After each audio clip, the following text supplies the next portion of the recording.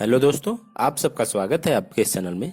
आज के इस वीडियो में हम देखने वाले हैं कक्षा 10 का मैथ प्रश्नावली 1.2 को। ठीक है, हम पहले क्वेश्चन से स्टार्ट करते हैं। हमारा पहला क्वेश्चन है, निम्नलिखित संख्याओं को अभाज्य गुणनखंडों के गुणनफल के रूप में व्यक्त कीजिए। ठीक है, तो दोस्तों इसको हम बनाने से पहले यानी सॉल्व करने से पहले इसको हम एक बार समझ लेते हैं। ठीक है, और हम इसके नियम को जान लेते हैं कि 2 से विभाज्यता का नियम क्या है, 3 से क्या है, तो हमें ये सब बनाने में आसानी होगी।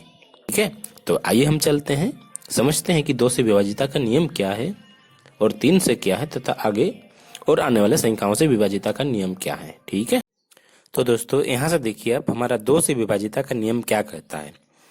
तो देखिए, किसी संख्या के इकाई के स्थान पर 0, 2, 4, 6, 8 हो तो वह संख्या 2 से विभाजित होगी। ठीक है, यानी संख्या के लास्ट में कोई भी कितनों से भी बड़ा संख्या रहे, अगर लास्ट में ये संख्या रहे तो वह 2 से विभाजित होगी। देखिए मैंने एग्जाम्पल के तौर पे यहाँ पे लिया हुआ है 10, 24, 6, 8। ठीक है, इकाई अंक में 0 है, इसमें 4 है, इसमें 6 है, इसमें तो एक ही संख्या और इसमें 8 है।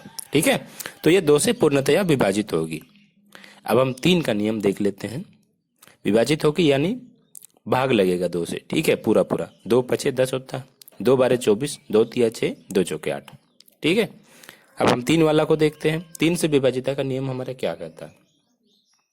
तो देखिए, 3 से विभाजिता का नियम, संख्याओं का योग यदि 3 से विभाजित हो तो पूरी संख्या 3 से विभाजित होगी। इसका कहने का मतलब क्या है दोस्तों, ये देखिए मैंने यहाँ पे एग्जाम्पल लिया है 141। ठीक है, 141, तो इसको हम योग करके यानी जोड़ करके देखेंगे। अगर वह 3 से विभाजित हो तो वह पूरी संख्या मतलब ये 141 भी 3 से विभाजित होगी। ठीक है, हम इसको जोड़ के देखते हैं। देखिए 1 1 प्लस 4 प्लस 1 कितना होता है, 1 और 4 5 और 1 6। ये तो 3 से विभाजित होता है, 3 दूनी 6, तो यह पूरी संख्या 3 से विभाजित होगी। आपको अगर यकीन नहीं हो रहा तो मैं यहाँ करके दिखा देता हूँ। देखिए 141 है, यहाँ पे 3, 3 चौके 12 होता है। ठीक है, 4 में 2 जगह 2, 1 और 3 सते 21। ठीक है, तो 47 से ये कट रहा है, 3 47 141 होता है। उसी प्रकार ये भी कटेगा, ये भी कटेगा। ठीक है, योग देखिए 5 और 4 9 हो रहा है इसका योग, और 3 का पहाड़ा में 9 आता है, यानी ये भी विभाजित होगा। और 1 2 3 मतलब तीनों को जोड़ने से 3 का पहाड़ा में आ रहा है, ये भी कटेगा, यानी इसका मतलब ये नियम आपको यहाँ पे फॉलो कर रहा है। ठीक है, अब हम 4 वाला नियम को देखते हैं। तो 4 से विभाजिता का नियम हमारा क्या कहता है, अंतिम 2 अंक यदि 4 से विभाजित हो तो पूरी संख्या 4 से विभाजित होगी। ठीक है, यानी अंतिम 2 अंक को देखिए आप, कोई भी अगर बड़ा संख्या दिया हुआ रहे या फिर छोटा संख्या, अगर 2 अंक उसमें दिया हुआ है तो अंतिम 2 अंक को देखिए। जैसे इसमें देखिए 3620 है, अंतिम 2 अंक यानी ये 2। ठीक है, इन दोनों को देखिए, ये अगर दोनों मिलके अगर 4 से विभाजित हो रहा है, इसका मतलब ये पूरी संख्या 4 से विभाजित होगी। ठीक है, अब करके देखिए, 4 का पहाड़ा में 20 आता है, इसको देखिए 4 से हम इसको करके देखते हैं। देखिए 8 9 36 होता है। ठीक है, तो 1 0 लगता है यहाँ पे, और यहाँ पे कितना 2 उतरेगा, फिर 0, तो 4 5 20। ठीक है, तो 905 चौके 3620 होता है। ठीक है दोस्तों, तो आप इसको भी करके देखिएगा, ये 4 से विभाजित होगा। देखिए अंतिम 2 अंक 4 0 40 है, 4 से विभाजित हो रहा है, तो इसका मतलब ये पूरी संख्या 4 से विभाजित होगी। ठीक है, अब 5 से विभाजिता के नियम को देखते हैं हम। का नियम हमारा क्या कहता है, इकाई के स्थान पर 0 5 हो तो पूरी संख्या 5 से विभाजित होगी। ठीक है, 0 या 5 हो तो देखिए इकाई के स्थान पर हमारा ये 0 है, इसमें 5 है। मैंने 2 एग्जाम्पल लिए हैं। ठीक है, तो इसको मैं आपको विभाजित करके दिखाता हूँ आपको। ठीक है, देखिए 5 310 है। ठीक है, 5 6 30, 1 उतरा 1 में और फिर यहाँ पे 0, 5 दूने 10, 0 से। ठीक है दोस्तों, तो देखिए 62 पचे 310 होता है, ये 5 से विभाजित हो रहा है, तो ये नियम यहाँ पे लागू हो रहा है। ठीक है, ये नियम यहाँ पे फॉलो कर रहा है। अब हम एक्सरसाइज पे आते हैं दोस्तों। ये आप अगर आपको लग रहा होगा कि ये सब क्यों बता रहे हैं, तो दोस्तों मैं आपकी जानकारी के लिए बता दूं, ये अगर आप समझ लेते हैं इसको अच्छी तरीके से, तो आप प्रश्नावली के जो प्रश्न है वो बनाने में बहुत आसानी होगी। ठीक है, तो आइए हम चलते हैं प्रश्नावली में। तो देखिए यहाँ से हमारा पहला क्वेश्चन है, निम्नलिखित संख्याओं को अभाज्य गुणनखंडों के गुणनफल के रूप में व्यक्त कीजिए। ठीक है, उसमें से हमारा पहला है 141। ठीक है, तो आइए हम इसको अभाज्य गुणनखंड करते हैं।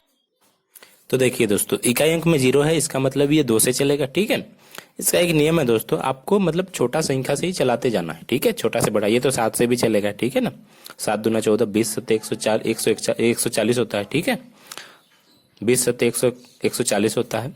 तो आपको क्या करना है, नीचे मतलब छोटी संख्या से चलाते जाना है इसको। ठीक है, तो हम इसको 2 से इसको हल कर रहे हैं। ठीक है, पहले तो देखिए हमारा क्या है, 141 कितना होगा, 2 सत्ते 14 0। ठीक है, अब कितना से चलेगा, अब फिर से 2 से चलाएंगे। 2 2 3 6, इधर 1 गया, 2 5 10। ठीक है, अब हमारा कितना से चलेगा, 5 से चलेगा। ठीक है, 5 7 35।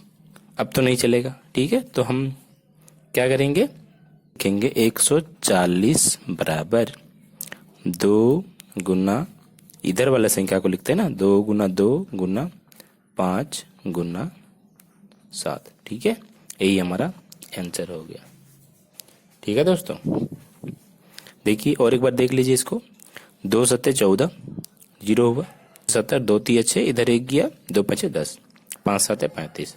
तो 141 बराबर हम क्या लिख सकते हैं, 2 गुना 5 गुना 7। ठीक है, यही हमारा आंसर हुआ। अब हम दूसरे क्वेश्चन को देखते हैं। हमारा दूसरा है 156। ठीक है, तो 156 को हम कैसे लिख सकते हैं, देखिए इकाई अंक में क्या है, 6 है, ये भी 2 से चलेगा। ठीक है, तो हम इसको 2 से चलाते हैं पहले, 1 5 6 2। ठीक है, 2 सत्ते 14, इधर 1 गया, 2 8 16, ये पॉइंट आ गया इसमें, देखिएगा। अब फिर से देखिए यहाँ पे इकाई अंक में 8 है, फिर से 2 से चलेगा, 2 3 6, इधर 1 गया, 2 9 18। ठीक है, अब देखिए 3 से विभाजिता का नियम हमारे क्या कहता है, 3 से विभाजिता का नियम क्या कहता है, संख्याओं का योग यदि मतलब 3 से विभाजित हो तो पूरी संख्या 3 से विभाजित हो। कि देखिए 3 और 9, 9 3 12 होता है, और 3 से विभाजित होता है 12 आपका, तो यानी ये 3 से विभाजित होगा। ठीक है, तो 3 1 का 3, 3 3 9। अब तो ये 13 किसी का पहाड़ा में नहीं आता है, खुद 1 का और 13 का पहाड़ा में आता है। तो 1 का पहाड़ा में करेंगे तो फिर से 1 13 13 ही होगा, तो इसको रहने देते हैं। तो हम ऐसा लिख सकते हैं 156 बराबर 2 गुना 3 गुना 13। ठीक है, यही हमारा आंसर हो गया। ठीक है दोस्तों, अब हम नेक्स्ट क्वेश्चन को देखते हैं। हमारा तीसरा नंबर है 3825। ठीक है, इसमें आप 5 से विभाजिता का नियम को देखिए, क्योंकि ये 2 से तो भाग नहीं जाएगा। ठीक है, तो 5 से विभाजिता का नियम क्या कहता है, इकाई अंक में अगर 5 हो या 0 हो। ठीक है, तो ये 5 से भाग लगेगा, तो हम इसको 5 से गुणनखंड करते हैं। ठीक है, तो देखिए 5 5 7 35, 3 बचा, 3 इधर गया, 5 6 30, 2 बचा, 2 इधर गया, 5 5 25। फिर से देखिए 5 से भाग जाएगा। ठीक है, 5 5 1 5, 2 बचा, 2 इधर गया, 5 5 25, 1 बचा, 1 इधर गया, 5 दिया 15। ठीक है, अब देखिए 3 से विभाजिता के नियम, 3 से विभाजिता का नियम मैंने आपको अभी बताया। ठीक है, तो देखिए 3 से लगेगा ये, 3 5 15, 3 का 3। ठीक है, अब फिर से 3 से लगेगा, 3 का 3, 2 बच रहा, 3 3 7 21। अब ये भाग नहीं लगेगा। ठीक है, खुद का पहाड़ा में 17 आता है और 1 का पहाड़ा में आता है, तो हम 3825 बराबर लिख सकते हैं 5 गुना 5 गुना 3 गुना 3 गुना 17। ठीक है, यही हमारा आंसर हो गया। अब हम नेक्स्ट क्वेश्चन को देखते हैं।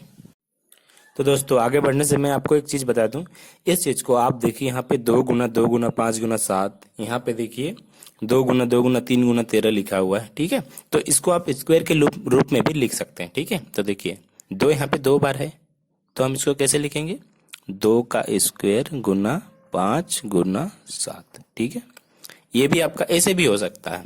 अब इसको कैसे लिखेंगे, 2 का स्क्वायर, 2 2 बार है। ठीक है, 2 का स्क्वायर गुना 3 गुना 13। अब नीचे वाले को देखिए आप, तीसरे वाले को देखिए, तीसरे वाले को हम कैसे लिख सकते हैं, देखिए 5 यहाँ पे 2 बार है, 3 भी 2 बार है, तो कैसे लिखेंगे, 5 का स्क्वायर गुना 3 का स्क्वायर गुना 17।